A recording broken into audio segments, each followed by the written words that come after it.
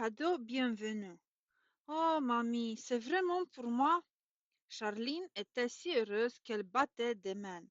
Mais oui, ma chérie, c'est pour toi, dit la bonne grand-maman en lui tendant un très joli livre à colorier et une boîte de crayons de couleur.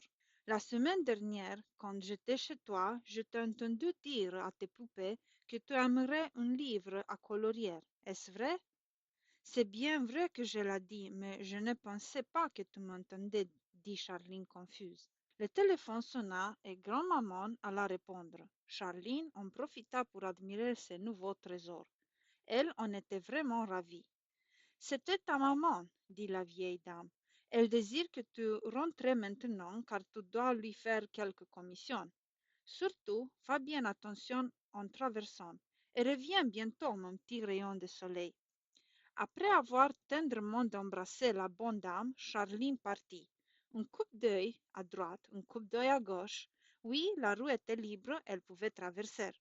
De l'autre côté se trouvaient de gentils pavillons, l'épicerie à la vitrine toujours si tentante et à côté une courbe commun accueillante où une fillette assise sur une pliante s'efforçait de dessiner.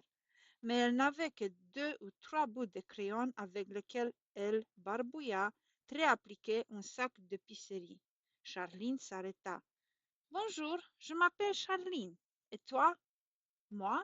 Dit la fillette après une hésitation. Moi, je m'appelle Albert. Dis Albert, pourquoi écris-tu sur ce vieux sac brun? Mais je n'ai rien d'autre. Charline n'en revenait pas. Elle dit encore quelques mots et reprit son chemin, plus lentement cette fois. Ce bout de crayon tout usé, ces papiers sur lesquels on ne distinguait pratiquement pas les couleurs, et dire qu'elle avait chez elle 2 livrets à colorier même pas remplis, et 2 autres bottes de crayon.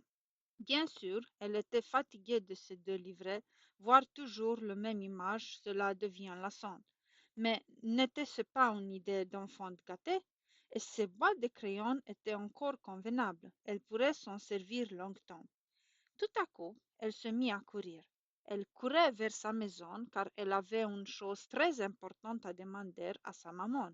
Un peu plus tard, elle était de nouveau dans la rue tenant d'une main son panier à commission contenant son porte-monnaie et de l'autre un beau paquet rose noué d'un ruban. Vous savez très bien ce qu'il y avait dans ce paquet, n'est-ce pas?